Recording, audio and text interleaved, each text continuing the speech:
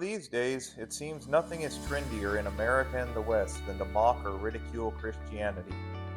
In our culture, outspoken critics like Richard Dawkins, Sam Harris, and the late Christopher Hitchens have become household names, celebrated for their sharp attacks against Christianity and belief in God in general. Just take a look at the comments section on any article or video about Christianity. You'll see a flood of memes and scoffing remarks from atheists eager to dismiss or tear down the Christian faith. But here's something these outspoken atheists and their online followers often miss.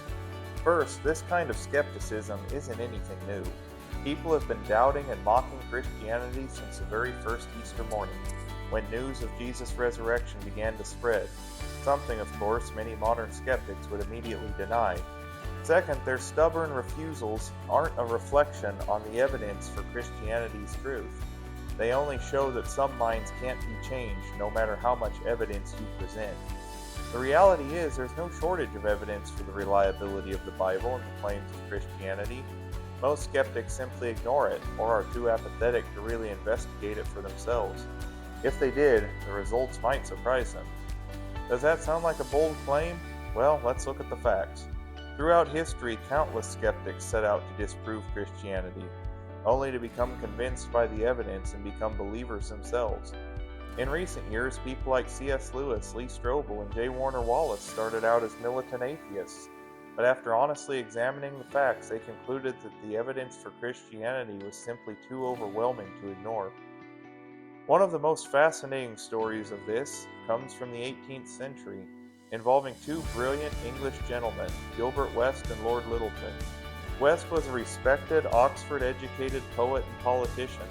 Lyttleton was a longtime member of Parliament, a member of the Privy Council, and even served as Chancellor of the Exchequer. Both were highly educated, and both were convinced Christianity was a myth.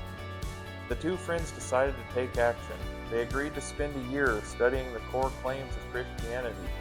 West would investigate the resurrection of Jesus, while Lyttleton would look into the conversion of the Apostle Paul.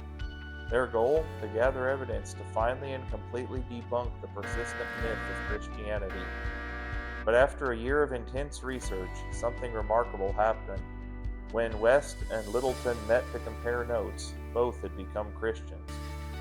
West went on to write observations on the history and evidence of the resurrection of Jesus Christ, and Lyttleton wrote observations on the conversion and apostleship of St. Paul.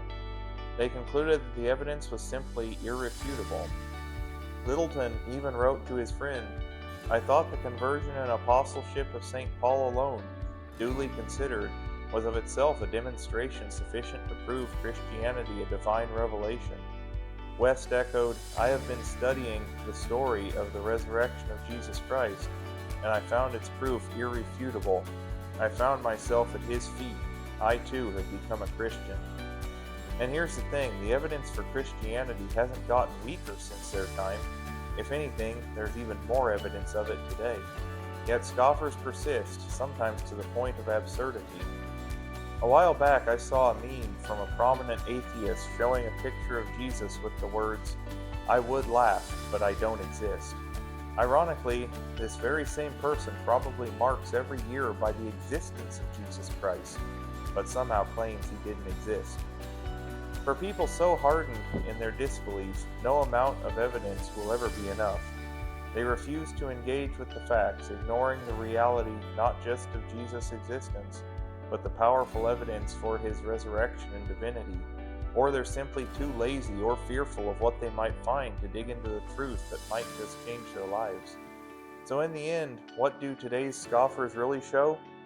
Not that the evidence for Christianity is lacking, but that some people simply refuse to be convinced, and no amount of evidence will ever convince them. If you found this story intriguing, hit like, subscribe, and share your thoughts in the comments below.